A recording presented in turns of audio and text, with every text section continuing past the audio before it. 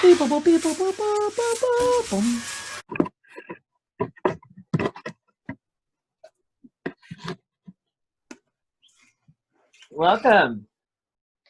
Welcome to the podcast, Andrew Baker. You're on the best. Happy to be here. Are you really? Because No, yeah, it seemed like not at all. it seemed like there was I a can little. hardly hear you. Hold on, let me try to turn it up. Okay, all right. Oh, wait. Oh yeah, it's way low. All right, there we go. That's better. All right, what were you saying? I was just saying that I'm excited to have you on, and it was a battle to get you on. Yeah, because I don't want to be on. You don't like podcasts very much, do you? I'm basically a hostage. Yeah. But you're my friend, so, and I don't have many friends, so I'm kind of I know. Well, in a catch-22. The only way that we were going to continue with our friend-ationship was if you joined my podcast. So, at the end of the day, what you're really showing me is that I matter to you, that our relationship has value to you, and that you respect me as a friend. So, that is something that goes a way, doesn't it? Well, none of that is actually true. This is pretty much out of self-preservation. I think, what are you preserving? My sanity. Yeah, I guess that's true. I was talking to you for days about doing this podcast, and I really needed you to No, I was going to lose my mind if you didn't stop talking to me about it. That's the only reason I'm here, is to get it over with and done, so I don't have to keep hearing about it. For anyone out there that's listening, like, I've literally been forced by Marvin for the last probably 72 hours nonstop to do this. Yeah. And that's why I'm here. So I wish I could deny that, but I can't. The fact is, I've been asking you for the last few days or so to be. And you know what? When you say ask, it just makes me think, is ask really the appropriate word when you use it a million times? In a row? Like, at what point is it not asking? I think it's continuing to be an ask because there's a question mark at the end of it. So as long as there's a question mark. It doesn't feel like a question mark. It feels more like a rhetorical threat. Let's keep in mind, though, you never actually said no. You're like, I'm not ready. You're like, I just don't know. So it's a little bit like I'm getting into bed or something, I guess. I mean, I have said no, but I can't. And I've told you to stop asking me, but you just don't listen. So here we are.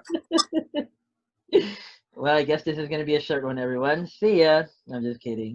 No, done? No. We have 3 hours left to go, baby. I'm very happy that you're on the podcast, though, for what it's worth, Andrew Baker. I think you did a courageous thing, I know you're getting it out of the way, but you are the second most requested guest on the podcast next to Elon Musk. So I guess for what that's worth, maybe listen to that and absorb it and feel good about it. You dressed up, so that's cool. You look great. You wore your Waluigi hat. Yeah, can you see it? Can you tell? Kind of. I just know that. Yeah. Do I look better like this? No, I think people want to see your face. I don't think people want to see a Kubrick stare, but at the same time, I don't know. Whatever you want to do, just be comfortable, Andrew Baker. Yeah. I just blew smoke in my eyes like that. It's not going to work. Yeah, I don't think that's going to be a very comfortable podcast for you if you do it the entire time looking dark and sinister like that. It hasn't been comfortable at all at any point at all. So Andrew, you're responsible for the genocide of millions of bugs. Well, yes. But let me explain. The ants outnumber us 1,000,000 to 1. Yeah. If they ever figure this out, our way of life is over. Yeah, well, that's a given. But how could they ever figure it out? They're really dumb. That's what you think. They're the most successful species on the fucking planet. People think ants are dumb. They're not. As soon as you start to think that is when they will be in your cupboards eating all your fucking food. So since when is intelligence a necessity for success? If you're going to use that parallel for the ants. Define intelligence. Well, I just said ants are dumb. Um, and I think what I mean by that Are is, mushrooms dumb? I don't know. I mean, how can I tell? Well, just the reason I'm asking that is because like we've designed highway systems in Japan and different places based off of the ingenuity of, as far as I understand it, like the root systems of Yeah. uh, mushrooms, which figure out like the most efficient routes in complex situations, I guess. And so we model our own systems based off of that. And it's like, where does that intelligence come from? Like, they don't have fucking brains. So, you know, I that's why I'm asking you, like, what is intelligence? I think there's a real answer to that, though, if I'm not mistaken. The way that, There like, probably is. say again? There probably is. I mean, an official, like, Webster's answer, but fuck Webster. Well, I think what actually happens, though, is it's not like they just know the right way to go. They figure it out through trial and error. So the branches that they make, like the wrong ones will die and the right ones will survive. And then it's that process that ends up creating, yeah, there you go. Is that process that ends up creating, you look like a skinnier, younger Conan O'Brien. But anyways, With less hair. Oh, yeah. I'll do the thing. The Conan O'Brien thing. Hold on. Kind of like it. he does that too. He does that. He does like that. Hold on. Let me fix this. It's looking bad. I want to look sexy for the audience. You look sexy. All right. Good. Go. I mean, my audience is Steven Hendricks, who was just on my first podcast. So I thought I was the most requested person. Now I know yeah, why. by Steven But Hendricks. the thing is, Steven doesn't like Elon Musk, so that's why I thought like there's no way it's just Steven. He doesn't like Elon Musk. No. A lot of people don't like him. So it's totally understandable, I suppose. But the networks, so it's just trial and error. So I guess just to kind of come back to this one real quick, it's the ants probably also do it through trial and error, like the mushrooms. If the mushrooms end up building networks that we then look at, it's like, wow, this Well, is don't we? I mean, that's how we build stuff too. boy, oh boy. I guess you might be right. So are you doing this then to justify the genocide of millions of bugs on a daily basis? If you are, No, that's cool. I'm saying if it's a dirty job, it's not anything people want to do, but if it wasn't for me doing this, your life would, your pleasantries, your way of life would be over. Yeah. Do you want to get Lyme disease from ticks? Do you want to get fucking, I don't know, bugs crawling on you at night and getting in your food? That's gross. Give some That's context. a gross thing. Give some context to us here, Andrew. So, Andrew, you are the chief pest controller. No, I'm actually fucking with you. Like, honestly, my dream thing in pest control would just be to educate people to stop being afraid of bugs because they're really not really that bad. They're so But scary. people don't pay me for that. They pay me to kill them, so I do what I'm paid to do. They're so scary. Not if you understand them. What is the scariest looking bug that is the biggest sweetheart? Is there a bug like that? It's like, okay, yeah, that's true. Okay, so I was gonna say some bugs are truly terrifying, like bed bugs and all the blood-eating bugs. Woo. Yes, they're just disgusting. But I would say like flies. Like flies are a misunderstood bug because like if we didn't have flies eating all the poop and filth and decaying matter, then we would have to deal with that shit. So it's like we kind of have to thank the flies for that they love eating that shit because otherwise we'd have to fucking deal with it. So, you know, I think they're misunderstood. What's a good way to thank a fly next time we see one? Smash it. And then say thank you for your fucking sacrifice contribution, but goodbye. Yeah. Smash. No. Yeah, no, I could see that. I mean, you're doing valuable work, and I don't think anybody would really be open to the idea of like learning to love insects, which, you know, I guess that might just Yes, they are. Like, look at it. It's very simple. First of all, killing things because you have to, because you're put in a state of nature where that is the state of nature, is fine. But recognizing the spirit and the heart in all creatures, and the life, really just life, energy in all things, you can do that and then kill it. And I feel like that creates a different karmic consequence than just callously murdering things unaware of what you're doing. sure. So I think what you're saying by that is that a pest controller can recognize the beauty and energy in all of life. And so, you know, snuffing that life because it serves a greater purpose is not the same thing as disrespecting that life, right? Absolutely. And that's what it is about. It's like, yeah, we are predators. We're the apex predator. So we have to take on that role. But that doesn't mean we disrespect the things below us in the hierarchy of predation or whatever. That's probably right. Something like that, That's at least. I suppose. You know, just like it makes sense. Like, okay, so when I obviously I watch a lot of videos of tribes and different cultures and things. And one of the things that you see in common in most of the old world is before you go on a hunt or before you kill something, you do a little ritual. Yeah. To basically show that, and what the ritual is mostly there for is karmic consequences. Is to show the respect that you have towards nature and everything, because we are part of a bigger system. We don't live in a vacuum. Humans are not just in a vacuum here and everything else is separate from us. I know. That's like something that is But that's kind of been the like whole foundational assumption since the Industrial Revolution, right? Is just that everything is just material and it's just resources to be exploited, and that we're not part of like a grand system that was designed. It's just was randomly happened out of like in just chaotic randomness that somehow created this very specific world. I don't know. You know what I'm saying? Like, so evolution, what is that? It's a random mutation based off survival of the fittest and all of this. I don't know if it's random, but it's mutation. That's what I'm saying. But I mean, according to science, it is. But it does seem like there has to be like some bigger design to it.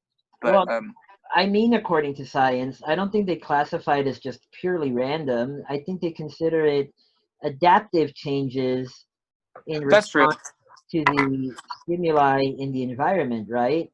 No, you're right. You're right. Yeah. You're absolutely right. It's and like that's why it's hard to talk about this stuff right now. I'm so tired. I already worked a lot. But yeah, just the general way that I feel is that well, because like I don't want to get too scientific, because then it's like there's going to be problems. People are like, well, this and that, blah blah, and it's like, okay, I'm not ready to do that. I'm not prepared. But I can just tell you that all of life is sacred, and that we moved away from recognizing the sacredness of life in the 20th century, since the advent of, well, basically since the Enlightenment, then the Industrial Revolution, and all of that has gradually led us more and more away from recognizing the sacredness of life. And so what replaced that then, if that's the case? Huh? If you're saying that these movements and these I guess these eras, or whatever you want to call them, have what diminished the sacredness of life? Is that what you're saying? So what has that been replaced with? The idea that life is well, you can't diminish the sacredness. You could just ignore it. Okay, that's what I mean. So I guess, is it replaced with anything? Ignorance. Okay. Unawareness. That life is sacred. We've given up. We've traded efficiency for sustainability. We've traded sustainability for efficiency and profits. Yeah. We've traded sacredness. We sold our soul for efficiency and products and profit. Yeah. And now we're starting to pay the consequence. I mean, like, late stage capitalism. We make so many jokes about it. I mean, that is. So maybe pause there because I need to know what I don't know a lot about the Industrial Revolution. I don't know a lot about late stage capitalism. So I know what capitalism is, obviously, you know, and I consider myself someone who thinks capitalism is a good system, you know. Yeah, me too. No, I like it. I don't think what we're experiencing is real capitalism, but So then maybe tell me like these concepts that you're talking about because the Industrial Revolution, I just thought like we discovered steel, we discovered I don't know steam. I'm gonna be okay. Like, you want me to break it down? All right, let me break it down. So break it we down. have to go back to the 1600s, right? Okay. So the 1600s, the Roman Catholic Church is in power. They're ruling basically everything, all institutions, all forms of government. There isn't the United States yet. We haven't gone to the New World. Yep. Colonization is happening at this time, but we haven't gone to the New World. Yep. Also, during this time period, you have, and by the way, I'm not super good with my dates. That's okay. But people such as Francis Bacon, who is the fucking I think therefore I am guy? Descartes, right? Descartes, yeah. You have all these Enlightenment thinkers, right? So the Enlightenment. Yep. Which was a major positive thing in a lot of ways. But it's set in motion. So it's set in motion the ideas for the scientific revolution, first of all, right? So we can understand like that it took out dogma from everything. Like, let's look at the world empirically through evidence and testing and what we can understand in that way and strip out. And by the way, Francis Bacon didn't want to strip out all of that and all these original people like Descartes. Like, these people actually practiced alchemy and were Christians and all these different, like, they were religious people. Yeah. But over time, because of the ideas that they found were so effective at producing real results in the world, we're like, okay, we're not going to waste any of our time with religion. Like, and then we get into the Industrial Revolution, right? So, and I'm skipping the American Revolution and all of that. So yeah. I don't want to like, but just talking about our relationship with matter and God. So I guess before you go into the Industrial Revolution, then, so what? So maybe give me the punchline from the 1600s to the Industrial Revolution. You're saying that the idea that life is sacred is replaced by ignorance? Let me keep going then. So you have the period of the Enlightenment, and then what happens after that? Nietzsche. He says God is dead. He rang the bell. And when Nietzsche said that, is like one of the most important markers, I think, in human evolution as well as like historical places. But I think like it's really big because why did he say God is dead? Right? He said God is dead because of the scientific revolution. It basically destroyed our faith. So before we were told what to believe by the church and by books and by saints and leaders and all of these things.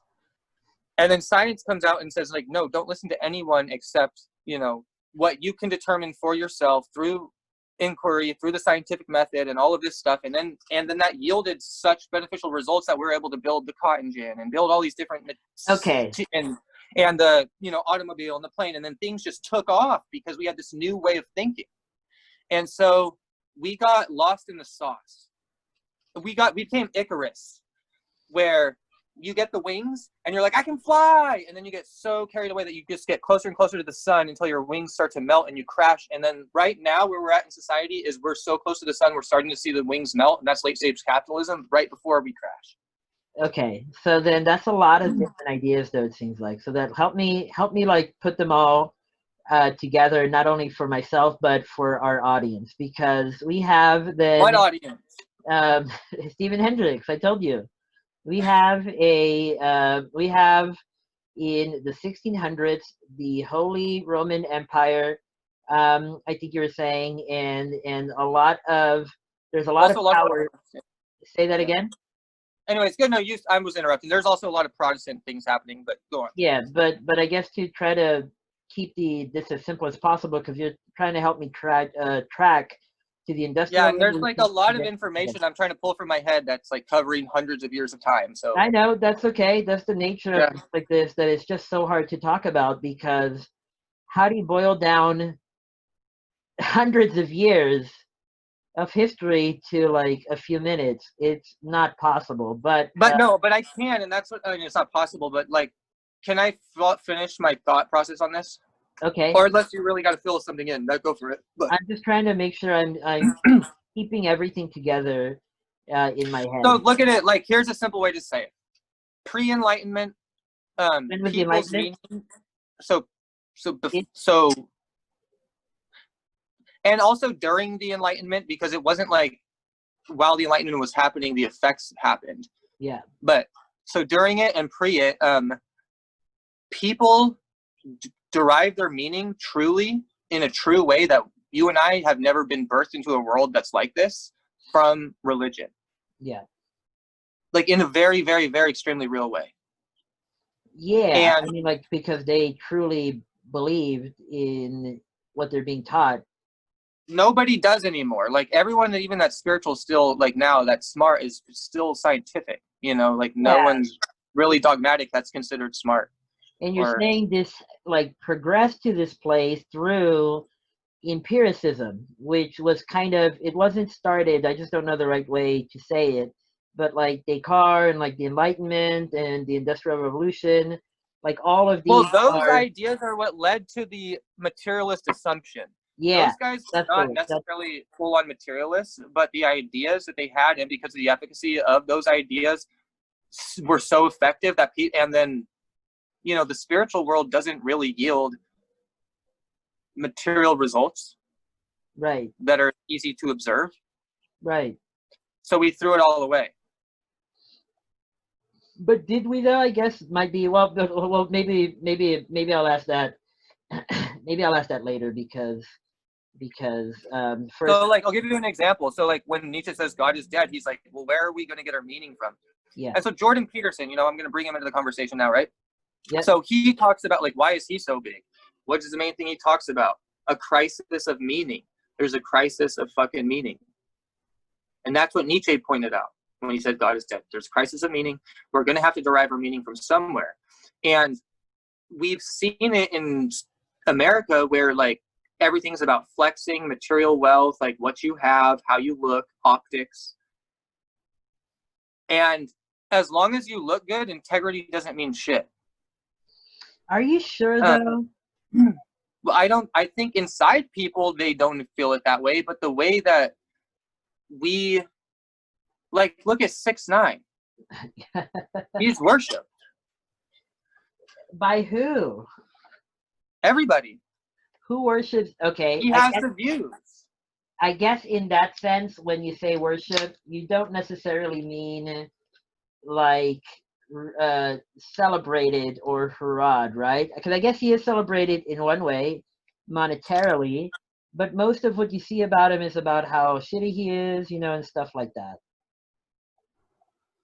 But I still understand, I think, the point um, that you're making, that materialism, and this is not an idea that is going to surprise anyone, I don't think, but materialism has replaced, in large part, spirituality in our society, like American society. And I wouldn't say it's replaced it because you can't replace spirituality. It's how we've chosen to fill that void. you said ignored. So I just don't know the right way to describe it, but I guess put to the wayside then. Whatever way you want to think of it, it's no longer at the forefront of popular thought, I guess. And you Yeah. see that based on who the people we are that we put on pedestals, which are like an example 6ix9ine, right? Who even else is put on a pedestal at this point though? Because I don't even know, and I might not even be connected to like popular culture, but I feel like it's not really people that are on pedestals now, but things like Fortnite, or Yes, that's where we're at. That's exactly what I'm talking about. All of that. It doesn't matter. Products, services. yeah, Coca-Cola. Those Uh, are our gods. That's what Neil Gaiman's talking about in his book series, American Gods. who? Um, Neil Gaiman, he has a book series called American Gods, and it's like about all of the new archetypes that are manifested basically since the advent of the United States and all of that it brought. And then it talks about the old gods and how they're kind of pissed about the new gods and they're trying to come back and make people remember them. And I do believe that that's actually pretty accurate description of what's happening in the subconscious realm. So do you really think this deeply about it when you're killing bugs? Yes. And you're like thinking I about never how, stop thinking about this stuff on this level. Never, ever do I stop.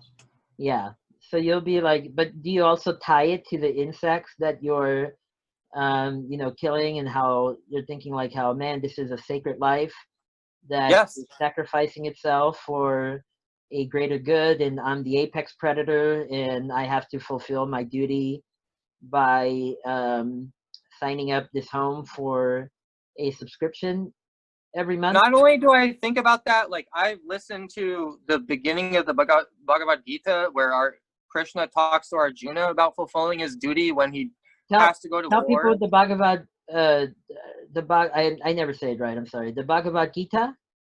Yeah, it's like fucking the most famous book in the Upanishads, which is a great Hindu epic, and it's where Krishna talks to Arjuna. And at the very beginning of it, Arjuna is talking to Krishna, and he's not happy because he has to basically go to war with a neighboring tribe, but he recognizes, more or less that the problems they have are the same problems that they're having and that they're his brothers, and he doesn't really want to have to go to war with them.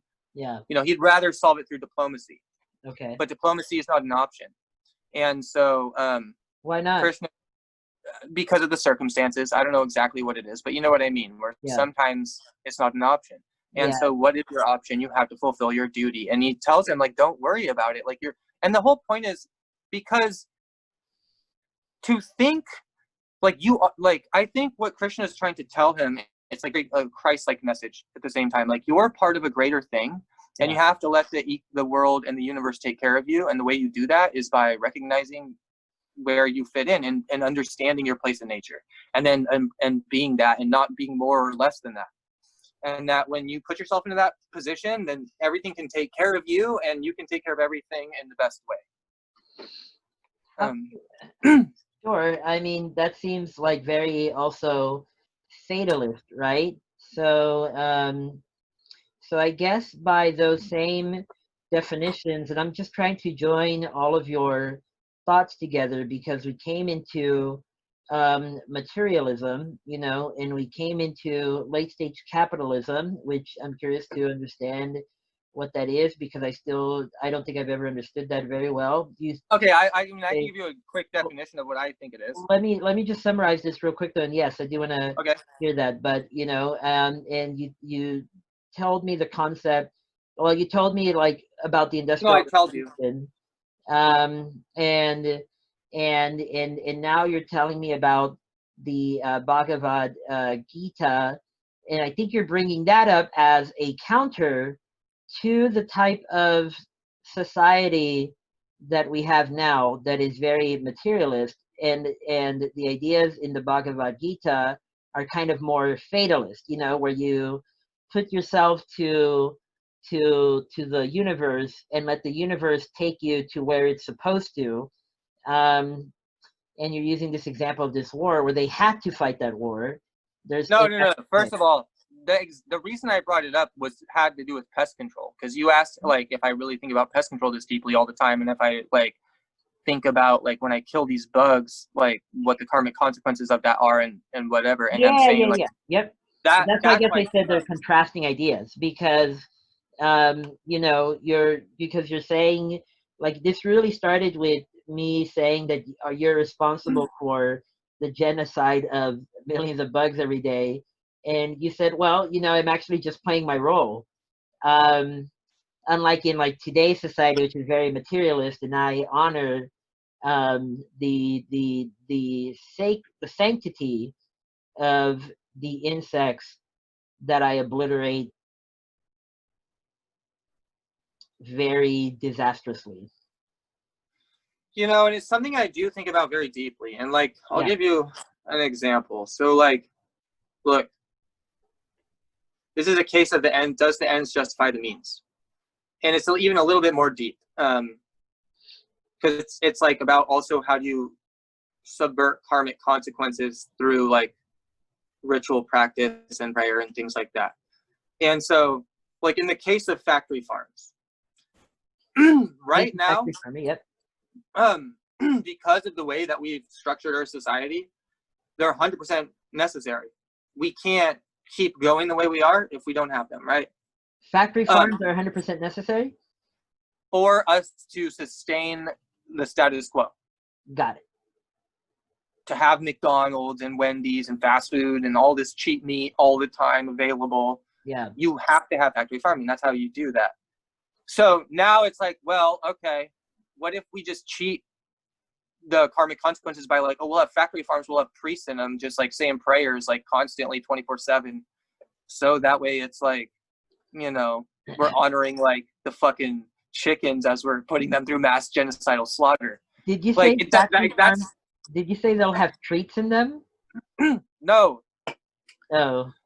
I'm trying to get to the quality of how you kill things also matters in addition to respecting their life. And so where I personally kind of have a problem sometimes is killing insects through chemicals. Now, the way that I've not felt so guilty about it is they're not mammals. They have their, what is that called? Your fucking, their nervous system. Yeah. Is way, way less developed than ours. Their minds cannot produce the concepts of pain that we do, because pain is actually a concept that a complex brain produces. It's not something that cells feel. It's something that when you have a bunch of cells together that make a brain, they tell the story of how pain might feel when something interferes with them. Yep. And so, anyways, but like, I'll give you an example. Like I sprayed like a fucking, I forget what it's, a Jerusalem cricket. A Jerusalem cricket is like this big, right? And the spray that I was using is designed to kill stuff that's way smaller, like faster. And I sprayed it and I knew like that shit's not going to die for like 48 hours. So like I just stomped it, because I was like, why not? But like to get it out of its misery faster. Yeah. But still, like, I don't like having to do this, like, necessarily. Right. So I don't know. It's definitely something I do think about all the time. But in some ways, it's an interesting job to be in because you're constantly thinking about that. Well, like you also learn a lot about insects and the ways that they live, Well, yeah, and just nature and life and like the seasons and all of this stuff. And ultimately, to the point that I think you're also making is if you don't do it, then there can be real problems, right? At least, well, maybe not real problems on the natural side of things, but real problems in that they disrupt humans living in the way that they but there's another angle to it too. There's like a huge other angle to this, which is like I said, is like it is truly passionately with heart, and like everything needs to be redone. Like we don't need to be putting chemicals everywhere. We have to like rebuild home, like build the right trees, not trees that like attract certain types of beetles that are then going to infest your home. Yeah. Like the same thing, and it's like, or everyone had like yards. Like, okay, you live in LA. LA's a fucking desert, and then you want to plant your fucking yard with a long tropical plants, and then we have a drought, and it's like that, and it just doesn't make sense. And like that's the same thing with pest control. Like in America, anything we want, we can have it. Anything, like, just do it. It doesn't matter the resources. We can take it from the third world. We can get it cheap from China. That is disgusting and not sustainable. And we're starting to pay the consequences of that. Like, as soon as the American dollars, as soon as everybody that uses dollar as the reserve currency realizes that they don't have to do that anymore and stops, like, we're going to be in a, I know I'm switching topics right now. All of this is really connected. And this is why I didn't want to do a podcast, because it's like hard to organize a lot of thoughts at once. That's okay. But no, because like that one thing I brought up, it really requires going in depth on. But or maybe, I mean, sure, maybe it does, but I think what you're also saying is, you're speaking about the nature of being a pest controller, where, you're helping to preserve life in the way that people are used to. But the fact also is people get used to a way of life that they might not, that they probably shouldn't be used to. It's not natural to the area that they're living in. Yeah, exactly. Yeah, exactly. So like, I'm fulfilling my role in a status quo within which I don't agree with. Yeah. Yet I don't really have the manpower as an individual to fully change, just like Arjuna. And so you kind of have to humble yourself and just accept that society is flawed and you can't make it perfect, and it's okay to be a part of a flawed society. Yeah. But like, how do you convince people in LA to not want grass? You probably could, and obviously, if circumstances force them to, then they'll have to. And a lot of people did. To be fair, like, I saw around 2014, 15, when the drought was like at its highest, like gardening companies, they were doing extremely well that year because everyone was redoing their yards to be based off of indigenous plants, which is how it should have always been from the fucking beginning. Yeah. Like, you don't need to bring plants from Hawaii that require mass amounts of watering in your house and waste water just to look at a fucking plant that you really don't give a fuck about. It's just to flex on your neighbors. Yeah.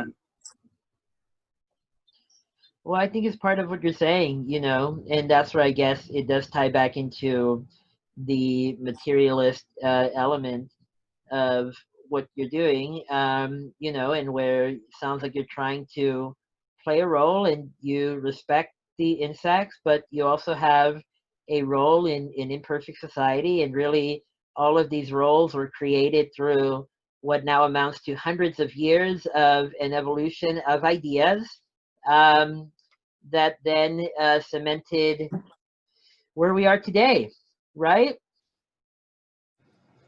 Yeah, and that's why I'm gay. I don't think that's why. I think that's why we have to be okay with being pest controllers and musicians and artists and all of the things that we are. I like how you include pest controllers amongst musicians and artists. Like, no one has ever included that profession in that list in any other context that I'm aware of. But isn't it all kind of an art, really? Like, I'm sure there's an art to controlling pests, just like there's an art to writing a song, just like there's an art to doing whatever people do. Or not. Well, what is art? Yeah, boy. No, I'm asking you that. I didn't mean that facetiously. No, I know you didn't. That's why I said, oh boy. I think art is a practice. And well, that's where it gets tricky, because I want to say of expression, but I also think it could be a practice for utilitarian purposes. Okay, and you know what? Can I touch in on this? Yeah. Because I'm switching a little bit. So what is art? That's a big topic. One of the things I want to talk about, what it was in the past and what it is today. So what it is today is, like you mentioned it, it's about self-expression.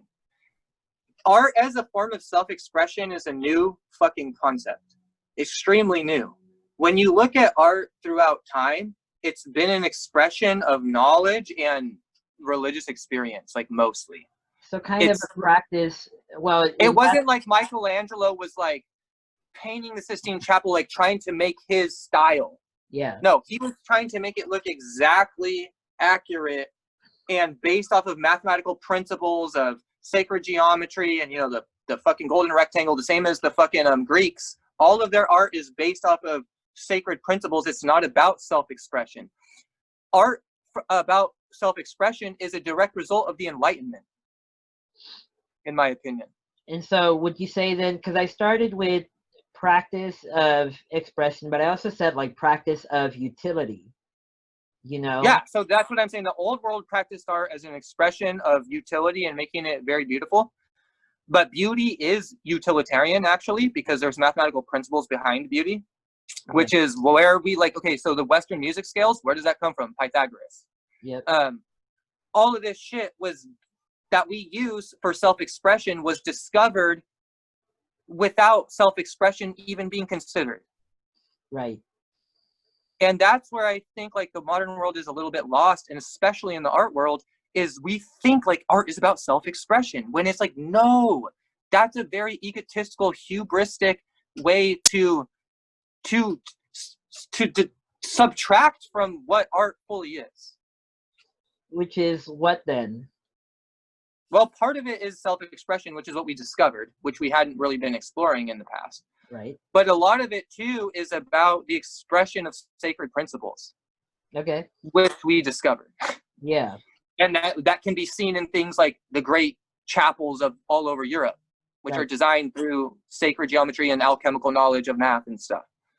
And so I guess that's why I'm lumping in like pest controlling or pretty much most occupations with art, you know, with musicians, because there's a practice, there's a methodology, you know, there's knowledge and information that has to be passed down from almost like mentor to mentee, you know, basically, although it's now very much more regimented than that, but I feel like it would have been a trade in a different type of society than we have now, like a craft trade or whatever. Like, what is that? Oh, no, it was. I mean, but then again, everything was like that back Yeah, then. everything was like that, and they're all considered art.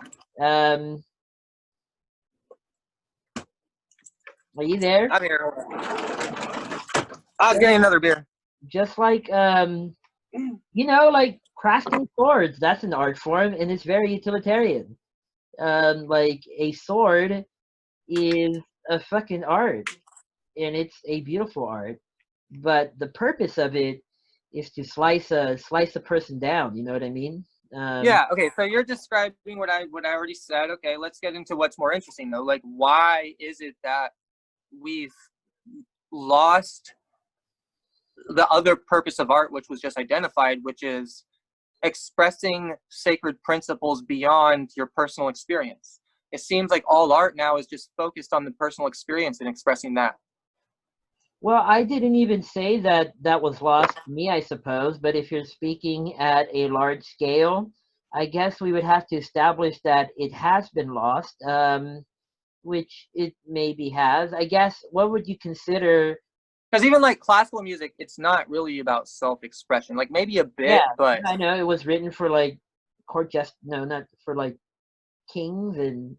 But it was still self-expression because, like, if you listen to Mozart or Beethoven, like their personal style is there. You know, it's there. Well, that's the art of it. That's the practice of it, right? And that's kind of. Well, and I would say even like Mozart was probably one of the first people to be self-expressive in a way that we would recognize as like a rock star in modern times. Okay. He really was. He was like he's like, I'm gonna write fucking operas in German when everyone wants it in Italian.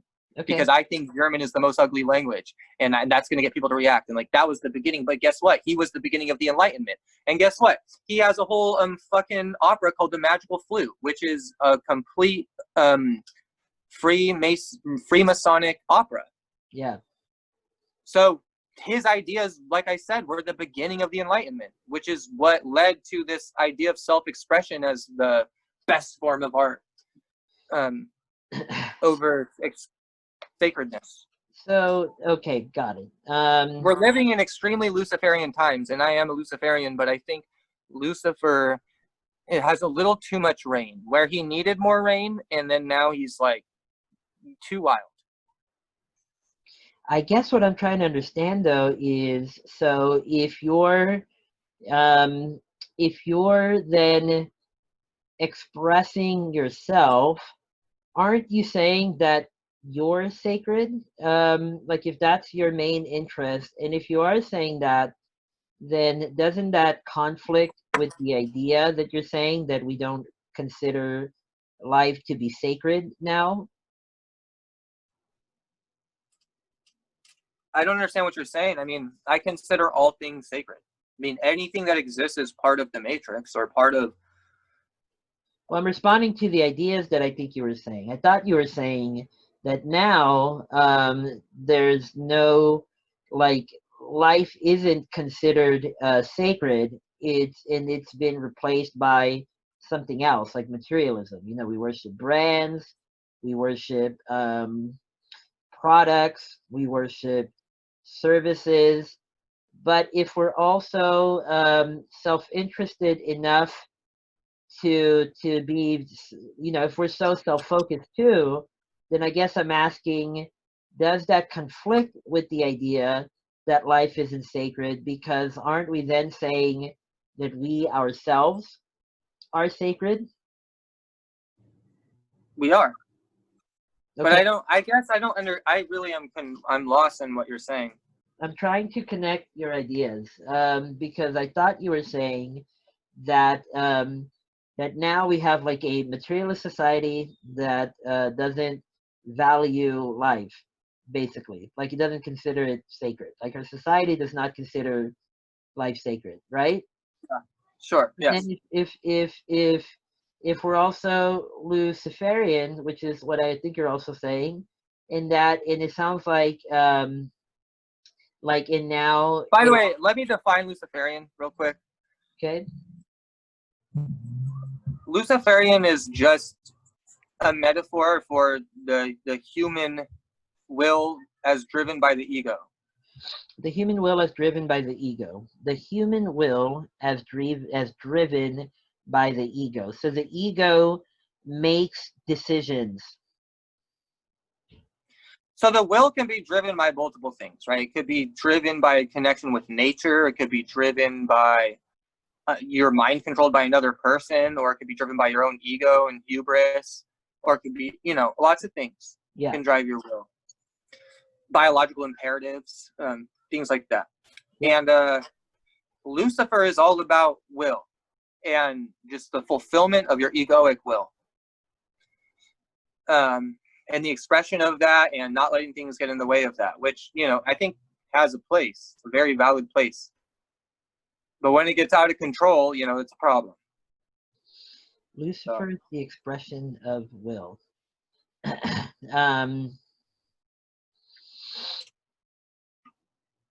a lot of big ideas in this, and I'm trying to help understand them all, so that we can break them all down and see how they all connect. Um, because by what you're saying, we were speaking about art. You know, art has transitioned from a more utilitarian practice to a more expressive one over time, and you're charting the course of that, and that kind of transition through a change that has occurred, where now we prioritize the ego, right? Okay, absolutely. And can I, yes, you're right. And so you're right. So can I talk more on this? Yeah, of course. Okay. So Carl Jung wrote a book called Aeon. And in this book, he talks about. Tell us real quick who Carl Jung is. He's fucking Carl Jung. If you don't know who the fuck he is, look him up. But Tell the audience. he's fucking Carl Jung. I don't know what the fuck you want me to say. Come on. Who's Jesus Christ? You know. People don't know who Carl Jung is. You just expect people to know Carl Jung? Yeah, kinda. I expect our audience to know that, but I think many people in our audience will know that, but just for the layman, tell us who. okay. He's one of the founding fathers of psychology, or yeah, psychology and psychiatry. He created the word archetype. He created the word introvert, extrovert. He's a major founding father in how we think of ourselves in the whole world. Blah blah blah. If it wasn't for him, we wouldn't have Joseph Campbell. We wouldn't have Star Wars. We wouldn't have so many things if it wasn't for him. We wouldn't Okay. have Star Wars? I did not know that. But okay. Well, there would be no Joseph Campbell, and Star Wars is heavily inspired by Joseph Campbell. Who's Joseph Campbell? Joseph Campbell wrote the book The Hero Myth, which is based off of the discoveries of Carl Jung, which is this, like, when we first were able to look at all the different religions and compare and contrast them, and then he recognized, oh, there's like this Oh, really? this Okay. intersectional thing like going on between them, and then that's when Joseph Campbell created his book the Hero Myth, which shows basically the formula for all of these myths and why we have them, and it's explained. And that's why Star Wars is so fucking powerful, is because it's literally based off of and heavily based off of. So like George Lucas was directly working with Joseph Campbell on the scripts, being like, did I get it right? Did I get it right? Really? Because he wanted to be as archetypal as fuck. Yes, I'll show you this in documentaries. Like, this is recorded. Like, and yeah, that's why it's so powerful. That's why Star Wars is so powerful. Okay. So tell us about Aeons then. So now we know who Carl Jung is. Sounds like a. Now I know who Carl Jung is. Of course. So Aeon, in the book Aeon, he talks about the end of the world, and he talks about the Antichrist. Okay, and he talks about how he believes, why he believes the Antichrist has no choice but to come up. And so around the year 2000, 0 AD or whatever, 5, when Jesus was born, right? We went into the age of Pisces. From the age of the ram, so Aries. Yeah. And Jesus was born, and Jesus brought into the world a new, it would revolutionize the world, a new spirit, a new thing that truly did change the world. Like, you can look at that historically. Everyone kind of agrees, like, something happened when Jesus came, like the world changed. Okay? And it was also coincided with astrological time, the shifting of the age of Aries into the age of Pisces. And he pointed, but what happened in this Christian era? The spirit of Christ got completely taken over and destroyed by the state. So Constantine and all of that, and the Roman Catholic Church, they took it over and they institutionalized it and tyrannized Christ's message and warped it to a place where. And think about Pisces. Pisces, the symbol of it is 2 fish, right? Yep. You have the Christ and the Antichrist. But they're both part of the same thing. Not one is supposed to win over the other. They're supposed to be whole together. But what we did was we tried to become so Christ-like, so pure, that we pushed like a beach ball. Imagine the Antichrist is a beach ball, and our purity is us, and our will to be too Christ-like without embracing the Antichrist. We push it under the water, deeper and deeper and deeper, until the Antichrist has no choice but to pop up. And what is the Antichrist? It's Lucifer. Lucifer is friends with Jesus. And they're basically like, they need to be joined together. They're the shadow and the fullness of one another. And right now, Lucifer is taken over because he's like, fuck all these rules and this purity and this bullshit. Like, I just want sex, drugs, and rock and roll, baby. But when you do that too much, it's just as bad as when you're a Puritan too much. Yeah. And so that's what we're discovering now as we're coming into the age of Aquarius. The Antichrist still hasn't fully revealed itself, in my opinion. And I think there's going to be a period where, well, we're in the period. All this tumultuous stuff happens, but on the subconscious archetypal realm, it's just basically the shift of Pisces into Aries. So I mean, not Aries, Aquarius, sorry. From Pisces to Aquarius, right? I think you're saying. Yes. the subprimal archetypal realm. So it sounds like what you're saying from there is that if there were almost like a root archetype that was pervasive across the entire eon that we experience, it would be Christ. And we're now Yes. transitioning into And Antichrist is part of Christ. yeah, I get that. Yeah. But you're saying that it's a part, so by that same token then you're saying it's like a part of finding an overall balance, right? Yeah, because we've separated Christ into two parts, and until we can experience the fullness of it. So the end of the world isn't Christ beats the Antichrist. Yeah, It's the Christ and balance. Antichrist become integrated. Yeah. So They then basically shake hands and are like, we're cool, we understand each other. so then in the third eon, whatever that is, it'll now be like a balanced eon kind of thing, a full. Well, no, the Aquarius age is just a completely different thing. Like, I don't know what it's going to be because we're not there yet. Okay.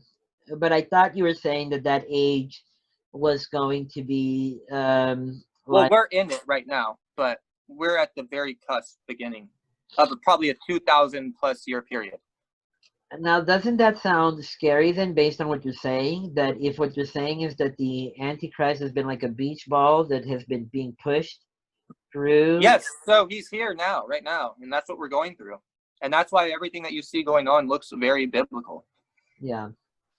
Pandemics, floods, corruption, Joker archetypes popping all over. You got, women dressing like men dressing like women, fucking, which I don't have a problem with, but I'm just saying this is biblical. Like, it talks about it in the Bible at the end times.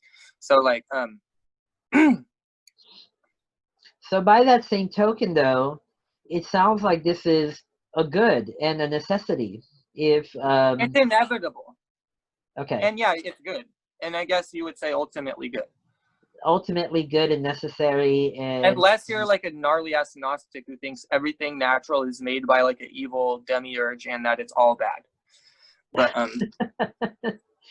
unless you're a Gnostic who thinks that everything natural is made by a demiurge who is all bad. Wow. Yeah, so like that's his belief. I don't know if you're realizing this, Andrew, but you just keep making these statements that are just a bunch of things to uncover, and then you like move on from them really quickly. It's really hard to follow because That's why I said I can't do this, because I'm like, I don't know how to talk about all this. There's too much. No. That's why I said I need to like really get down into each thing and like have my notes and my sources, because there's a lot of fucking shit to cover. I think it's just an example of there's just so much shit within all of this that it's like, man. I mean, there's people who spend their entire lives just studying all of this stuff. That's what I do. Yeah. Well, I mean, you also do pest controlling, but that's what I do while I'm pest controlling. I literally have an earpiece in, listening to everything I possibly can for 8 hours a day. Yeah. Like, I've spent how many hours listening to Yale courses on the Bible? Like, I should have a fucking degree at this point. And you know what's crazy too is the Yale courses on the Bible are worse, like literally worse than so many of the like YouTube channels that are not Yale lectures, which blows my fucking mind. Why do you think that is? I think it's because elites have their head in their ass and they think they're smarter than they are. And there's a lot of YouTubers who do really good research and compile things and are more free thinking, and they're not beholden to what the university expects them to produce. And so they can, put out more honest and just as relevant information. Man, I think I need to smoke a little bit for this one. Keep going. I'm listening. No, that's actually been one of the most interesting things to me, is specifically watching like biblical lectures at Yale compared to amateur YouTubers who do a really good job, and seeing that. So based on what you're saying, then people in Yale they're not what's up. I mean, maybe in academics, maybe in economics and things like that, but not in religious studies. They don't know what the fuck they're talking about. they kind of do, but they don't know how to interpret it in context fully, like, if that makes sense. So it's like those guys, I think you'll know immediately who I'm talking about. You watch Joe Rogan, I know you do. I do too. there are these. Yes, I love Joe Rogan. He's my favorite. Anyways, go on. Well, good, because this show mirrors itself after Joe Rogan. Can you tell by the curtains in my background? There are two guests that he has on kind of regularly that speak about how one of them is kind of more of a meteorologist, another one's kind of more of an archaeologist, and the two. Oh yeah, you're talking about Graham Hancock and Richard Carlson. Yes, yeah, they're super interesting. Oh no, absolutely, and those guys are constantly being attacked by mainstream academia, even though when you look into what they're presenting, it's very sound science. And I guess that's why. Well, that's why I bring it up, because it's kind of like what you're, I think, speaking to here, where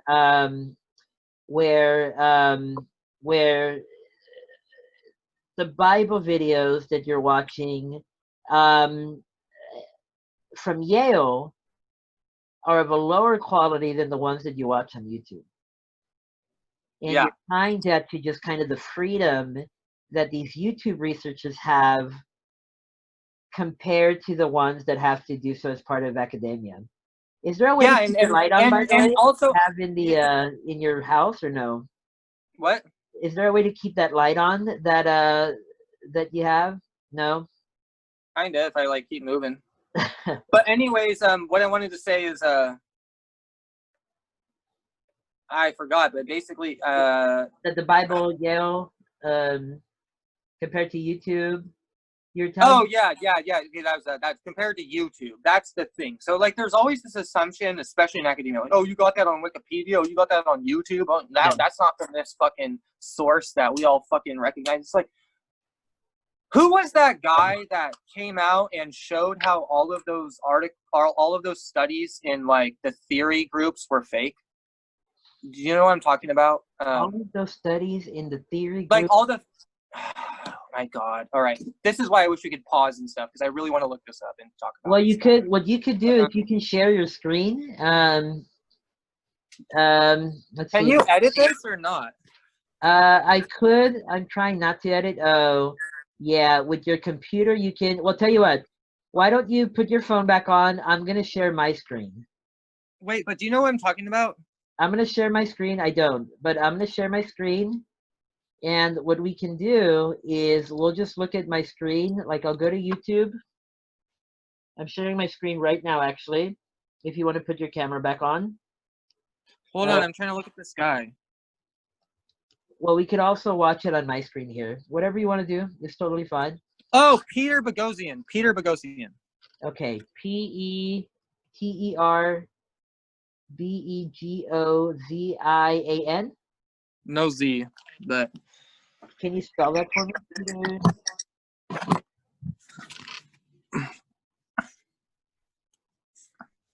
Tell me the name, Peter. Bogho. Yeah, I found it. I would never have been able to. Okay, so what should I put on? The Joe Rogan clip? No, I don't. No, it's not the clip. But do you know about what he produced? Hold on, I don't even know how to get myself back to the video. Hold on. Okay. I don't want to share content. How do I get back to my camera? Just go to your Zoom app. I'm on the app. I see you. I know, but I don't know how to get it so you can see me. Yeah. But I can't see me. I can only see my fucking YouTube. Hold on. No, or is that your YouTube? Oh, then how do I see my face? It's okay. I see your face. But I can't see how I look in the frame. Whatever. You look great. I'm going to go pee. Okay. You look great. We're going to wait for you. Andrew has to go pee, everybody. This is a premiere podcast. The goal is, I just sit here and talk to my friends and connect with them and see how they're doing and get to learn, a little bit more about them that I might not have otherwise known. Andrew is one of my best friends, and he and I talk a lot about so many different things. But obviously, I don't know how much the people around him get to hear his ideas and the things that are on his mind. And ultimately, I am my own person too. So this just ends up being, and I think he's listening. So I kind of doubt he's peeing. Oh, there he is. But yeah, ultimately, it's a way for people to be on and just kind of chill and talk. Have a couple of drinks and smoke a couple of cigs. And then just Can hang you out. turn your screen off so I can see my screen? Yeah, give me 1 second. How's that?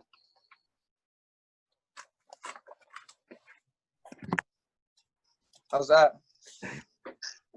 How's that view? That's great. Sebastian on the first episode of the podcast pulled his balls out. I had to edit that out. Why? Because you're a coward? You don't believe in free speech? I couldn't have that on YouTube. Well, you know what? That's how China's taken over the world. Oh boy. Okay. I guess somebody might say Put my screen back on. somebody say there might be a real argument to be made there. So here is Peter. No, did you listen to Bill Barr's speech? I don't know who that is. The Bill, Attorney General of the United States of America. what did he say? He gave a really incredible speech the other day on our relationship with China and specifically criticizing our industries like media and gaming and tech, basically, and saying how we keep censoring ourselves and kowtowing to China and letting them determine, what we make, basically. And it's because, Disney is like, well, technically the biggest market for films is China, so if they complain about something, we're not going to miss out on that billions of dollars. Right. So, but in so doing that, you're literally giving up your right of free speech to the CCP for profit. And when you do that, yes, maybe a couple people gain a lot of money, but you basically jeopardize and subvert the rights of all Americans or all people that believe in free speech. Boy, all I said was I censored Sebastian's balls, though. I don't know how this came up, but yeah. Can you put my screen back on? You want to see yourself? Is that what you're saying? Yeah, because I don't like being out of frame. What I was going to do is put up the Peter Boghossian video because it sounded like you wanted to show me him, but no, I just wanted to tell you about what he did. I mean, So tell me what he did then. Yeah, and the reason that this even came up is we're talking about the credibility of the academic institutions. Yeah. Yep. And basically what he did was he created a bunch of fake studies in gender studies and feminist studies and women's studies, and then all of them got published and got awards. Oh, and they were all satires. And then he later revealed, and then he tried to show, through showing this, look, no one actually gives a fuck. It's all political. Yep. Because these should have never gotten passed, and I'm literally getting fucking accolades. Yeah. For crazy shit. And if you read the studies and stuff he wrote, they're hilarious. It's how could anyone take this even seriously? And yet they did and gave him awards. I didn't read about it. Sorry, I keep saying that. I think I saw that. Okay, so I know who this is. No, the Peter Boghossian thing. I really recommend everybody on the audience look it up. Well, they saw my screen and they saw me type it in. It's a Joe Rogan podcast episode, and well, you don't have to listen on Joe Rogan if you don't like Joe Rogan. This content's out there in other places. I think a lot of people like Joe Rogan though. Marguerite doesn't. Okay, got it. So not everyone will, of course, but But I think she would like that information if presented in a different way. So that's all I'm saying. People have their reservations. Yeah, about certain people and certain elements. And then it's they won't even listen to the information. Yeah. But, right. They just start tuning out to it. Which, I guess I always try to lean on something that seems compelling. You're really dark now, yeah. I wish there was a way to just keep that on. But I get that you can't. Let's keep doing this. I like cool now because like it's more dramatic. It's like sinister, particularly with Oh, all. I don't have a hood. If I did have a hood, I'd put it on. Well, you had your Waluigi cap, and you took that off. Wow! Waluigi, Wow! Luciferian. Just like, so okay, well then, Andrew, you know what? I gotta give you a cheers to that one, dude. You clearly think about you put a lot of thought into the your bugs there, which is cool in a way because it would have been one thing if I had started off this podcast saying that Andrew, you're responsible for the genocide of millions of critters, and you're like, yes, I am. Yes. Now your face is really up close to the camera, so you're starting to feel a little bit silly, Andy. Wow! Yeah. So Andrew, what else is new? You just celebrated your birthday. I'm 30 and I love it. I celebrated it with you. No, you didn't. But Okay. That's you were present, but I don't know if I consider it celebrating. You were there.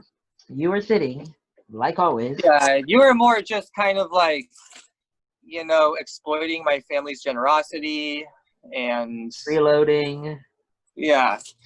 Drinking their wine. Mooching, sponging. Yeah. Kind of just being like an overall piece of shit, but okay. I really wish we had been able to get into the pool. Well, I don't know if you did, but all of us together. Well, I'm not trying to get COVID, but sure. It's just a COVID pool. No, people were wearing masks in the pool, so it was fine. That's actually a good point. If you wear a mask in the pool, you're safe. Yeah, like masks are force fields. They are cloth material. So maybe. Wait, what if when I go into a store without a mask and they tell me to put one on, it's like, no, it's okay, I have my force field on.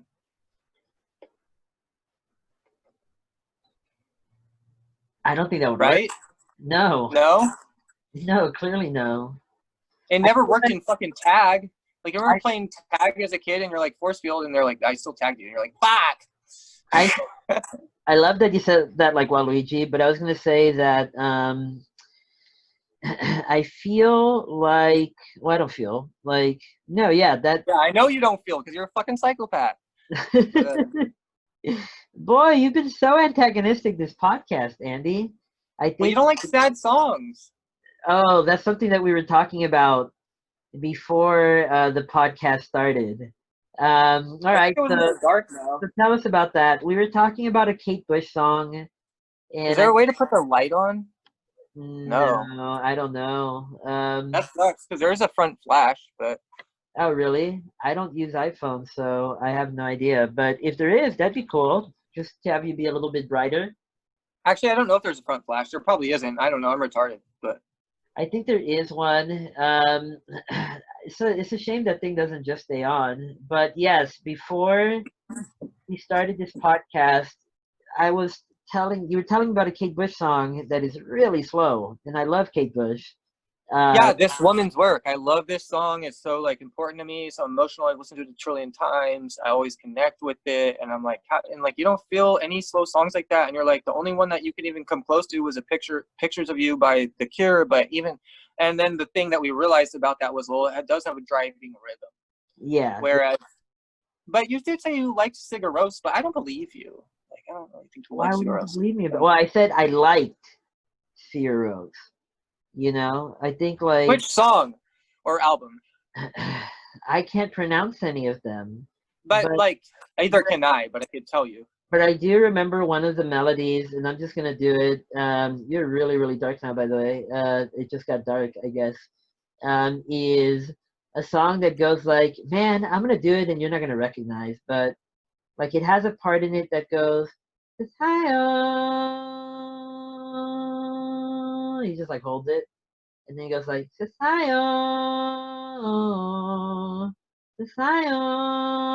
like really epic behind it. Yeah, I mean that just sounds like their music for sure.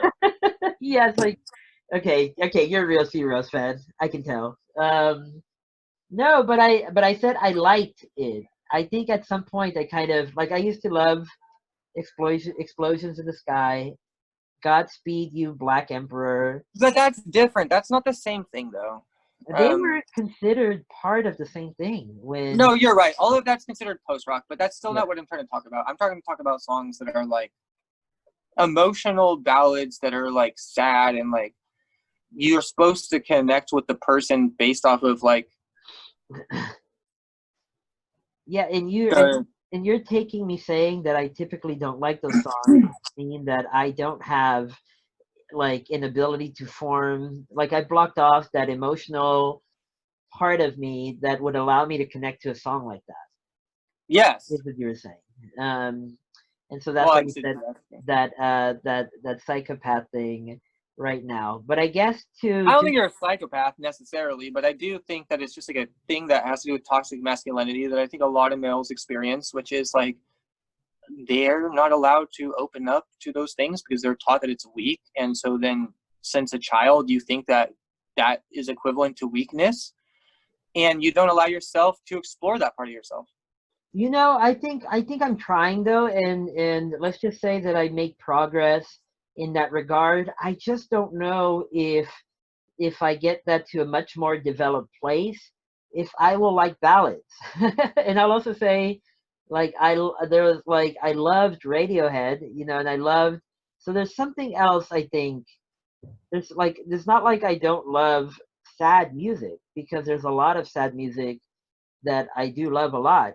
Uh, I think there's something else here that I think this stuff speaks to you that you're Can I say the most raw thing that's kind of messed up, but yeah, you're gonna say my disability?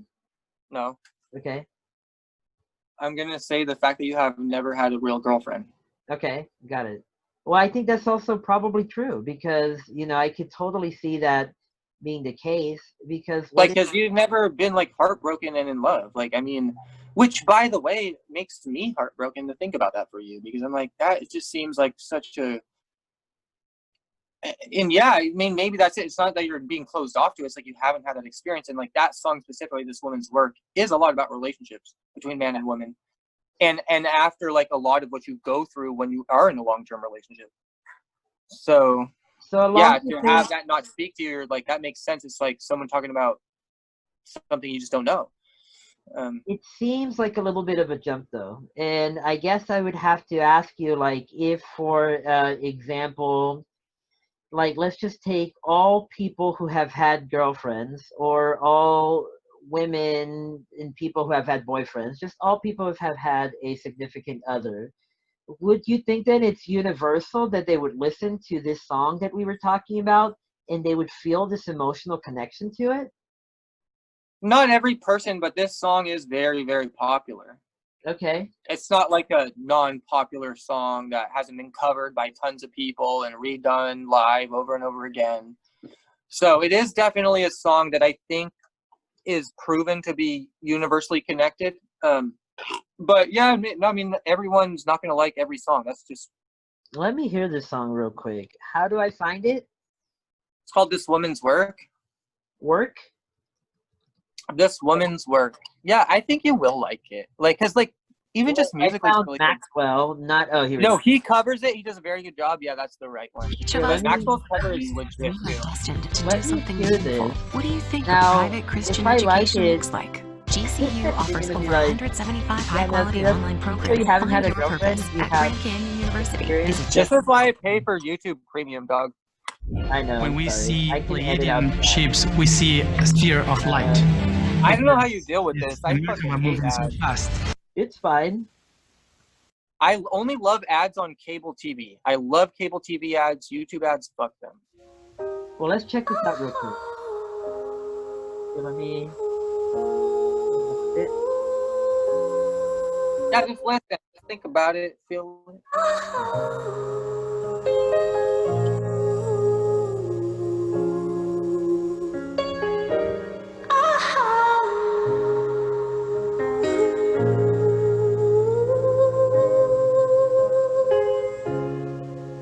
Pray God you can go. I stand outside this work, this woman's word was hard on the man. Now his part is over. Now starts the crowd of the father. I know you have a little life in you. I know you have a lot of strength left. I know you have a little life in you yet.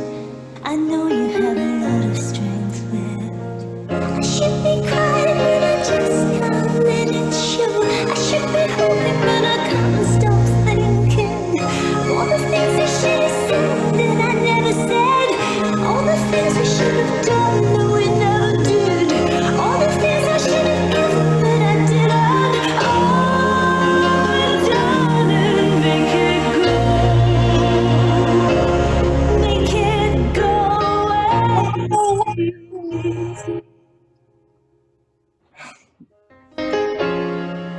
Give me these moments. Yeah, I don't know, man. Maybe if I we could prove out your theory. I guess let me show you one.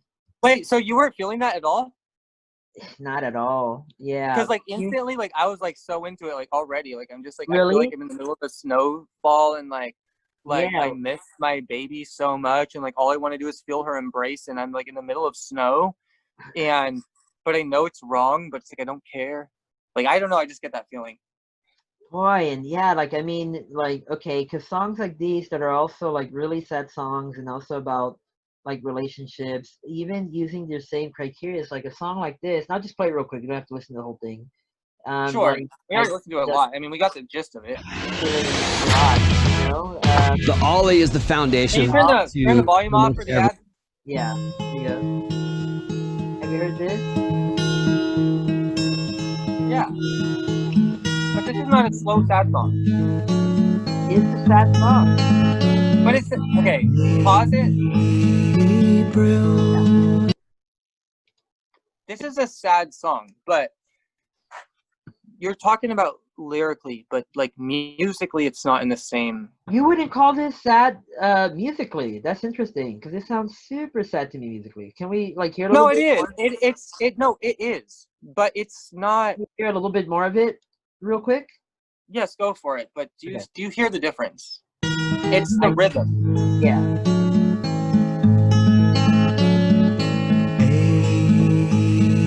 April, come she will, when streams are ripe and swelled with rain. May she will stay, resting in my arms again. That's beautiful. I love it. June. Okay, but like, okay, stop it. Danger time.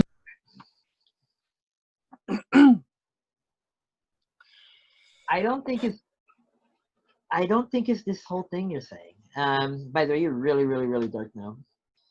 I cannot even see it all. Well, I told you it's your fault. How's it my fault? Like, because I told you to do a fucking podcast, right? There's a lot of technical things you got to figure out, and then you're like, no, fuck it, like, doesn't matter. I think I look fine. I think I've looked good. No, but I don't, and like, yes, but you're complaining about how I look, and I told you if you want me to look good, then I need lighting, and you know. Well, But you're like, I just think you need to keep that light on. That's all. I can't unless I keep doing this. But even then, what? You can't really see me unless I do this. I feel like there has to be a setting. Maybe I'm wrong, but I just feel like there has to be a setting. Maybe I'm wrong. Dude, this light was installed before settings. Yeah. I feel like there's a cog on the light. I feel like that Simon and Garfunkel song sounds really sad. No, it does. I'm not saying it doesn't, but like, I think one of the major differences is you only like things with a driving rhythm. You don't like anything like that is ambient, even that's not sad, or things that Actually, can we put a song on and tell me what your opinion of this song is? Joni Mitchell, A Case of You. Okay. Do you know that song? I don't. Because that kind of has like a mix. I'm just wondering how that makes you feel. Okay.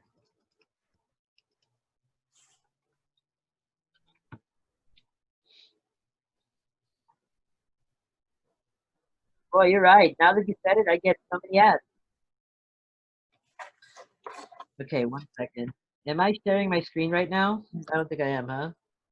Here, let me share my screen real quick. I don't care. I don't. Well, I guess other people might care. Well, I want to share it for the audience.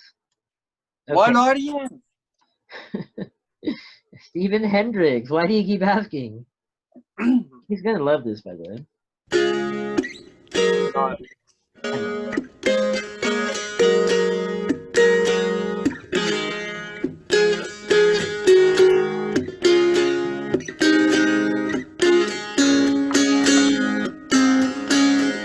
I think this is a really beautiful song. 1 sec. Just before Nice our sound. love got lost, you said, I am as constant as a northern star. And I said, constantly in the darkness, where's that at? If you want me, I'll be in the bar. On the back of a cartoon coaster, in the blue TV screen light, I drew a map of Canada. Oh, Canada. With your face sketched on it twice. Oh, you're in my blood like holy wine. It tastes so bitter and so sweet. Oh, I could drink a case of you,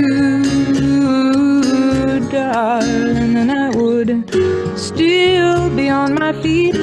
Oh, I would still be on my feet.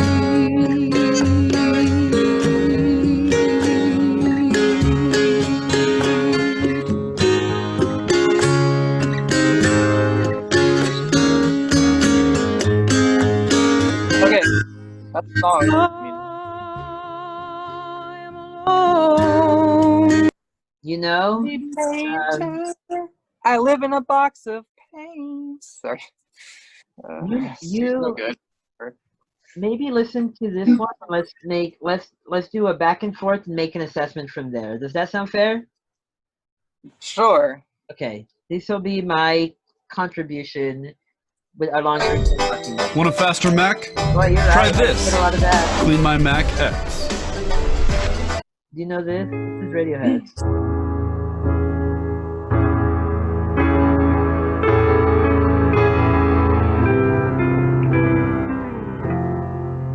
This song like changed my life. I think it's super stuff.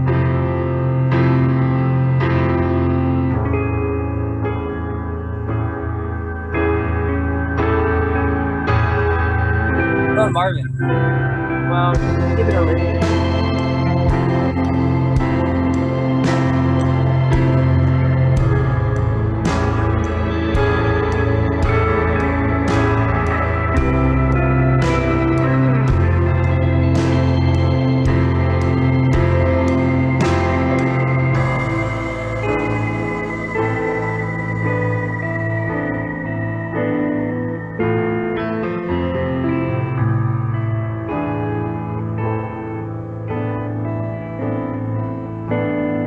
Yes, but Marvin, can I talk about this?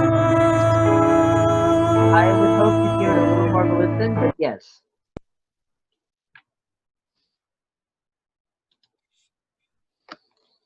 So, I love Radiohead. Yeah. I love songs like How to Disappear Completely. That song you were just playing, which I'm not that familiar with, but already I love it. But there's a difference. I feel like those Radiohead songs are They're like, really abstract. yes, they're connecting with more like existential dread than it is like a romantic thing. Yeah. So okay. Songs I'm talking about are very romantically oriented. That's kind of what I thought you would say, and that's why I said before I put this one on that let's put this one on and then make that assessment. And based on that, I could totally see it being the case. But I guess, man, I just think at this point, though, even like because at some point, like I'll have a You strong. need to get a girlfriend and fall in love. You gotta stop being an incel. That's really what it is. Well, good thing I'm not. I am an incel, but um, um, I mean, you fucked. I mean, so not really, but um, I but you're have. a wait. What's incel with a girlfriend? Like you're an inger? I Like, think cause I feel like you can fuck, but getting a girlfriend is harder. getting a Um, girlfriend is a whole different thing. yeah. I think that's right. And I don't know if there really is a term for that. Actually, I think like there should be because that'll be for like somebody more like me, who has pulled rarely, but at least pulled, and that is at least a level above incel. Um, but it's still closer to incel, I think, than not, right?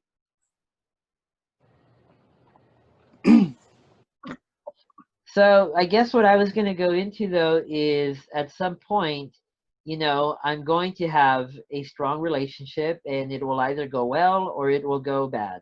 And in either scenario, do you really think that I would like that Kate Bush song suddenly I think, because of that yes, I do. experience? I do.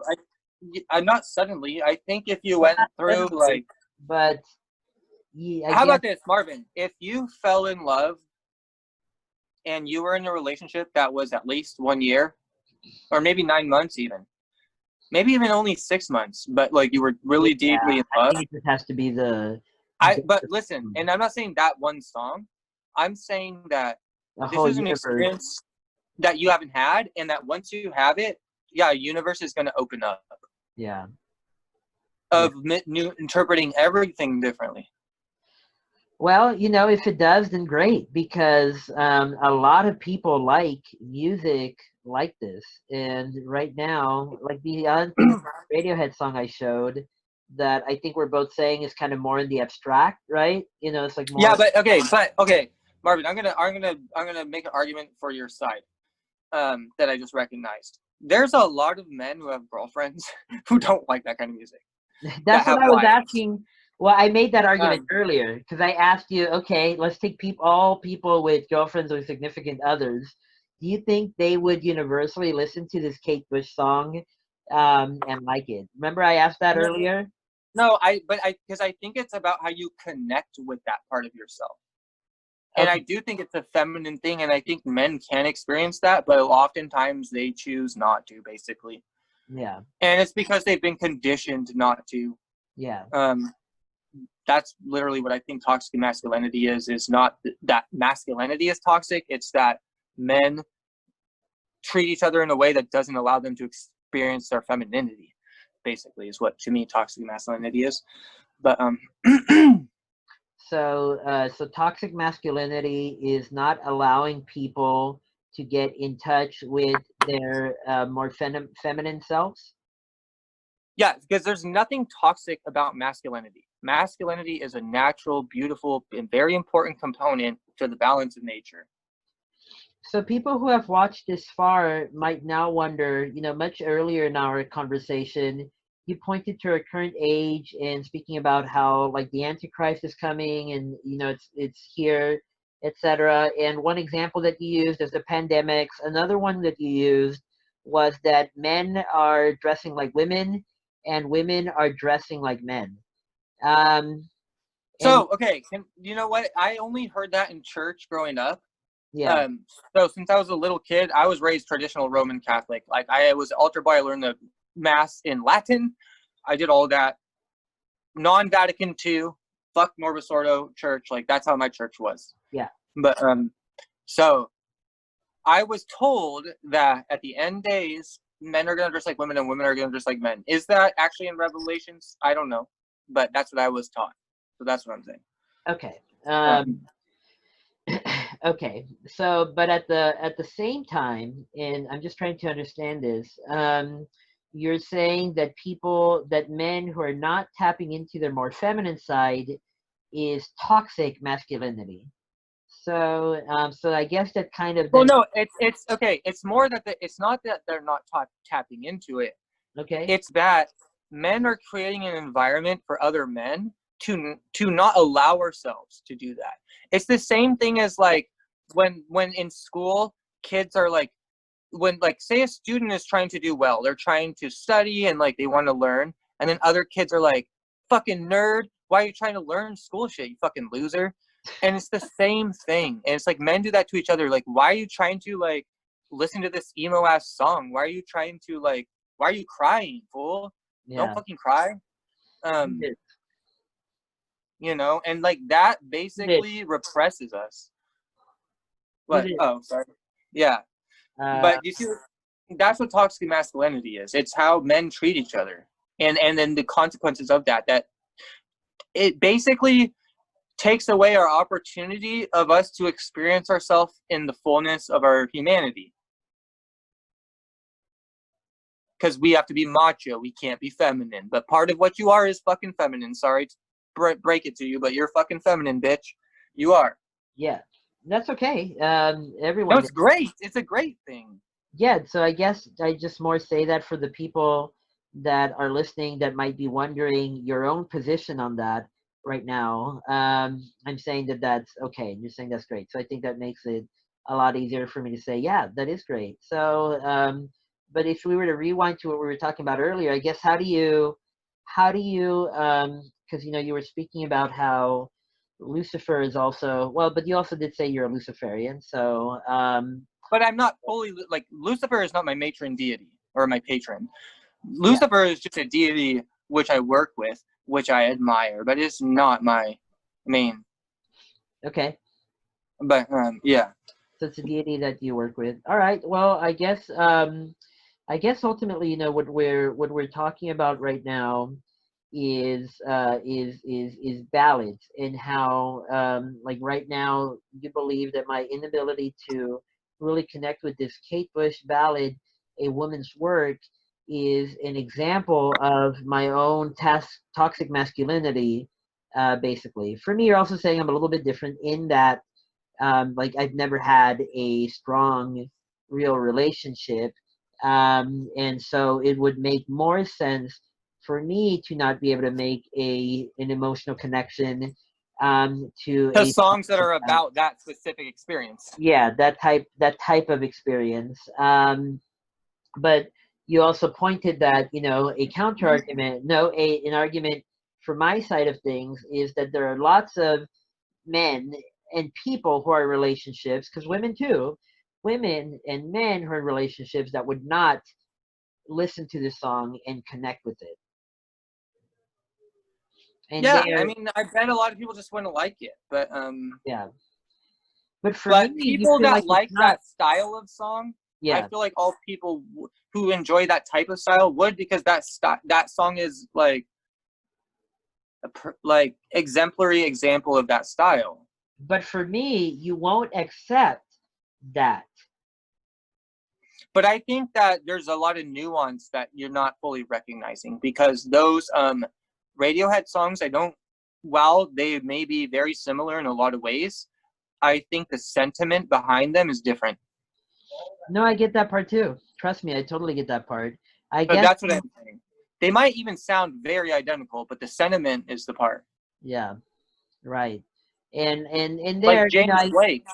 Sorry. and there I might have to get, I think a true test would be to like if somehow I was able to listen to a song that sounds just like this Radiohead one, but with more like romantic or like heartbroken lyrics, and then if I listen to that song like almost never, like forget that I Well, ever dude, the song I Radiohead played you, song. A Case of You, is like the best lyrics in the world. So like, I don't know, like if you don't relate to that for heartbroken lyrics, like nothing's going to be better. Like that's one of the prime examples of Well, I think I lyricism focus a lot in more this on music. style, in my opinion. The music really is what has me like feel, you know, like if the music really does it, then I tend to really feel it. Sure, but I would say like in the case of that Joni Mitchell song, the lyrics are like a major component. Yeah, and I've just never been, and maybe it speaks to what you're saying, a big lyrics person. Um, until very recently, you heard, I don't think you ended up, I don't remember what your thoughts were on this song that I just worked with Late Bloomers on, and that's going to be part of their next EP. Shout out Alex Gonzalez, Late Bloomers. Um, Shout out, Alex. Jay of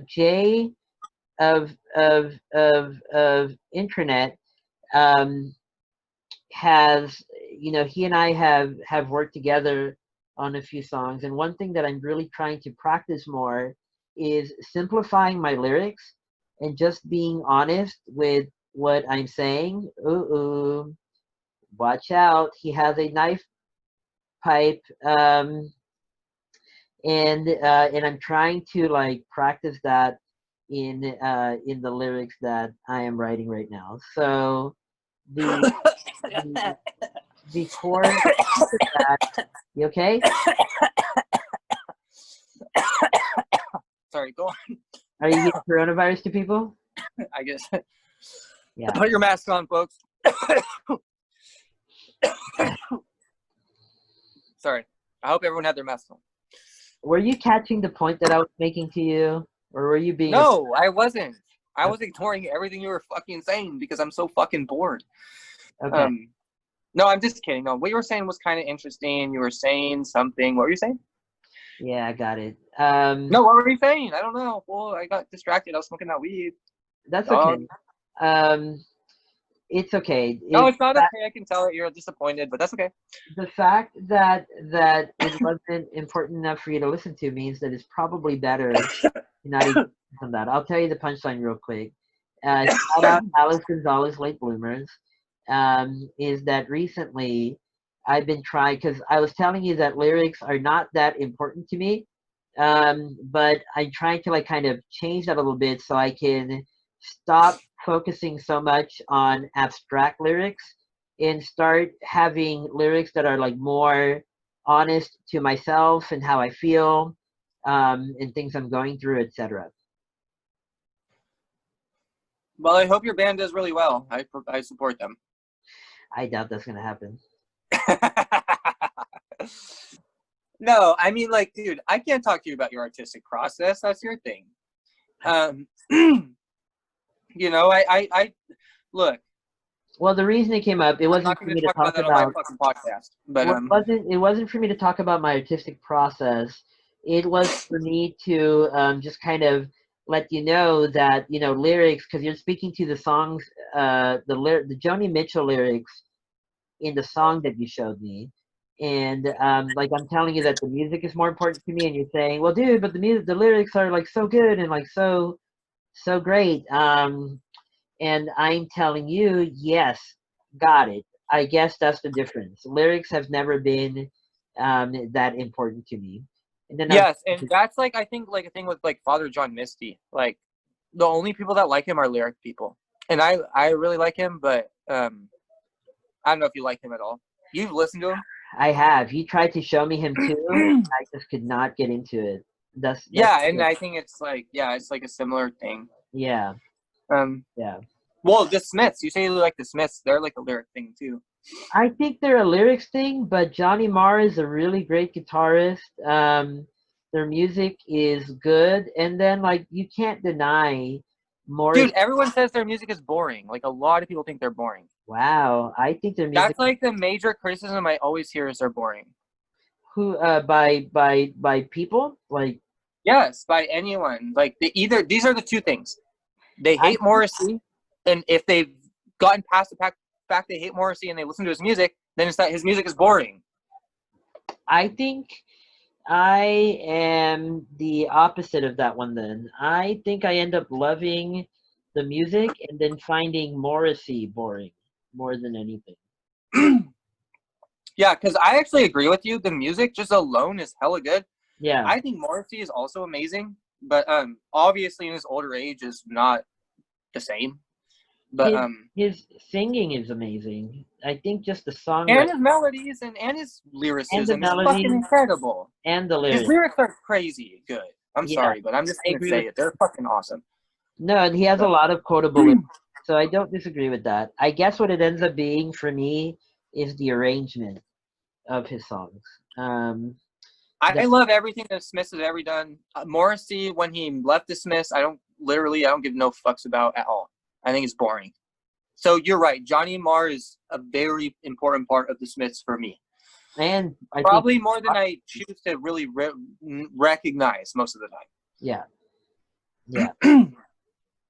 Because you're right. Because I don't like his solo stuff. So we've now discussed at length here, Andy. Would you still say the same thing here that I'm a psychopath and I just don't like sad songs and I'm not connecting to myself in a very Well, like no, I realized after this, way? you're not. You just don't have good taste in sad songs. Okay. So, I mean, you're not a psychopath, but you probably need to learn about what are good sad songs and accept that. Okay, got it.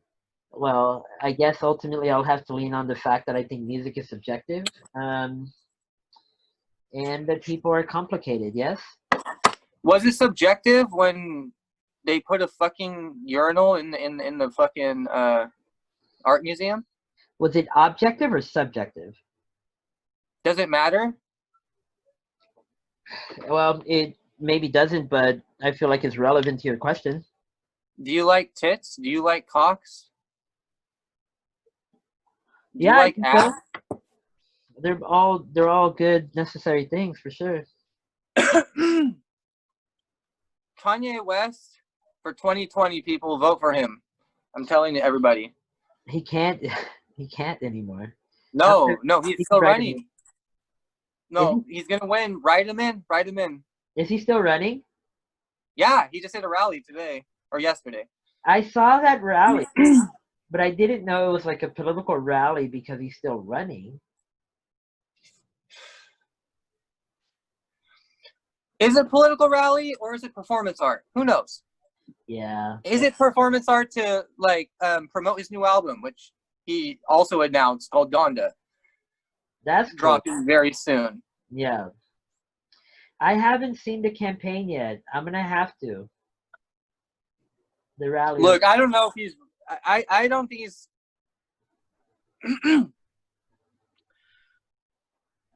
You don't think If he is going to win, it's going to be 2024. Dude, you really think, well, here we go. They said this about Trump too. You really think Kanye has a shot at winning the presidency? Absolutely, I do. Okay.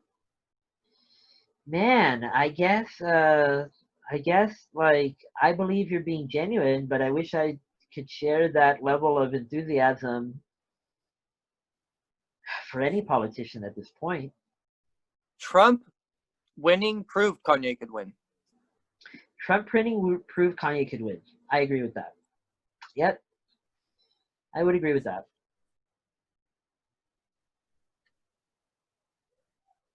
Yep. So there you go. But I think it's still Kanye a long shot. You know what I mean? Remember the polls of 2016. Never forget. I wish those were real slogans. Remember the polls 2016. Never forget 2020. Or 20.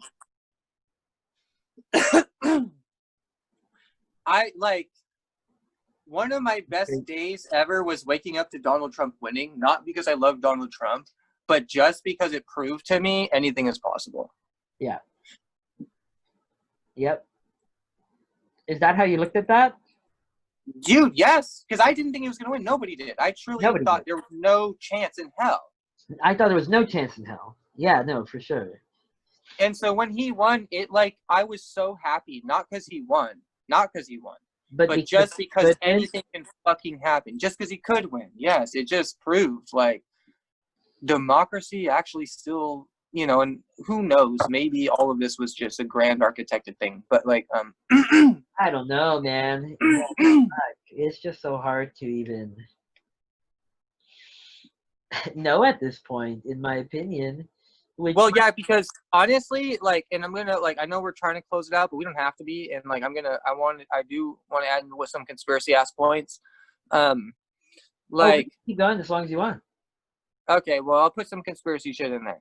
So we know that George W. Bush, and Al Gore. Wait, no, who was after Al Gore that he ran against? Who was after Al Gore that he ran against? John Kerry. Yes. One of them, either Al Gore or John Kerry, I forget which one, was at Yale with him in Skull and Bones. I think it was Gore. I don't know. Whatever. The point that I'm trying to make is that when you... I'm not trying to... okay. Well, start. So what conspiracy is this? No, like, look, here's... I want to say a general point, and I don't want to get too crazy on it. Okay. I just want to point a general point. When you connect the secret fraternities of Yale, which is Skull and Bones, and Freemasonry, which is a major secret society that the elites practice, and if you go to the East Coast and you go to any cemeteries there, you will see Freemasonic symbols everywhere you fucking go, like insane. And most people have no awareness of what these symbols mean, okay? But all the elites do, because they're part of secret groups, okay? And then when we look at the connections between Bill Clinton, Jeffrey Epstein, and Donald Trump, they're all connected. Yeah. They're all fucking connected. Yep. And so when I watch a movie like Snowpiercer or The Platform, and I read books like The Trial by Kafka, it shows you the level of corruption is on all levels. And we're basically living in the nightmare psycho realm. Maybe tell people about The Nightmare by Kafka. The Trial by Kafka. Should have been called The Nightmare. But, Trial by Kafka. Well, in a nutshell, The Trial by Kafka is a story of a person who has a problem, tries to solve it within the judicial system. As this problem becomes more solved, he discovers the levels of corruption and the levels of bureaucracy are infinite. And it's like a fractal. And he just finds himself in a never-ending nightmare, in a labyrinth of bureaucracy and rules and nothing that makes sense. It reminds me, so Nietzsche wrote the book Will to Power. And if that is true, if that all things have that will to power, then it makes sense why we constantly find us in this position. Yeah. And that's why, like, our founding fathers were really smart to Kafka and Nietzsche didn't exist. They existed after the founding fathers, but one of the things the founding fathers were so brilliant to recognize is that power corrupts, and absolute power corrupts absolutely. And that's why our whole system of government is designed in a way to a system of checks and balances for power. And obviously we could redo it way better. I'm not like a crazy like American guy, like we need that system forever. But just that sentiment was brilliant, and still we need to fucking keep that. Like, fuck authoritarian top-down approaches. We need to realize that it's about distributed power, like blockchain, like all that type of stuff. Bottom-up approaches. Anyways. Can I ask you, Andrew, 2020, what would your idealized society look like? What would you do? What would you want? What do you want? Oh, well, that's a good thing. So nothing. Absolutely nothing, because I don't believe in that concept. I just believe that, okay, if I were to say that, it would be for people to have the awareness that they can't change anything, they can't control anything, to accept and recognize their true selves, remember who they are, and just to be that. And just to be what? Who they are. who they are. And you said and to remember remember. who they are. Like And what does that Mufasa, or like, you know, remember when Mufasa came to Simba and he's like, remember who you are, when he was like in the desert Yeah. and he didn't know what to do. And he didn't know he did know, but he didn't like really own that he was a king. Exactly. Everyone own that you're a king. It's very beautiful.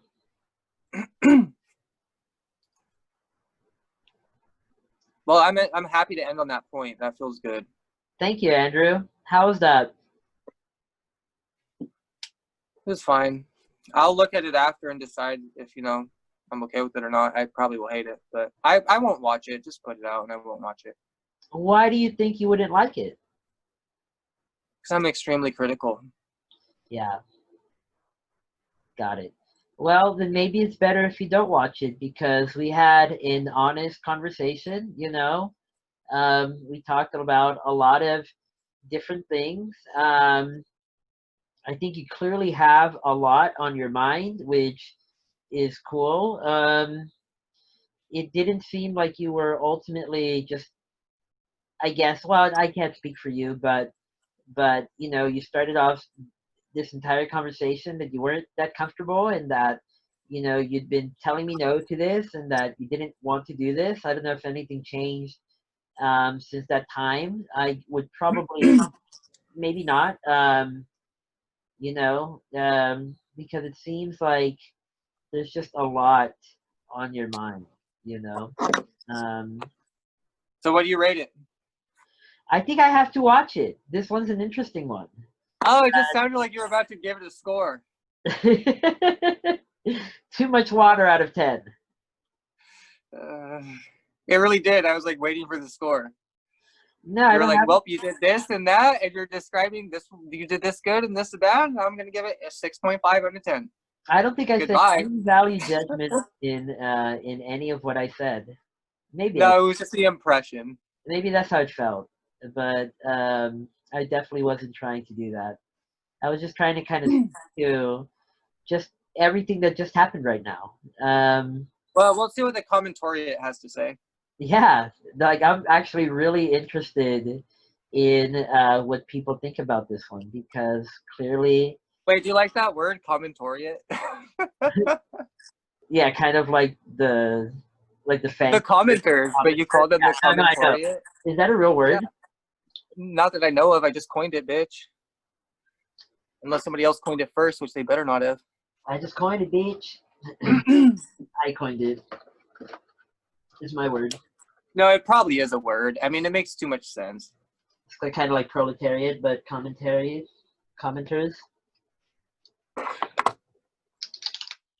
Well, Well, and proletariat's also like derived from other things. But anyways, go on. I was just gonna say thank you, Andrew. That was fun for me, um, and I appreciate you. I wish I could say the same. And goodbye. Goodbye, my friend. Goodbye. Goodbye. Goodbye. Goodbye.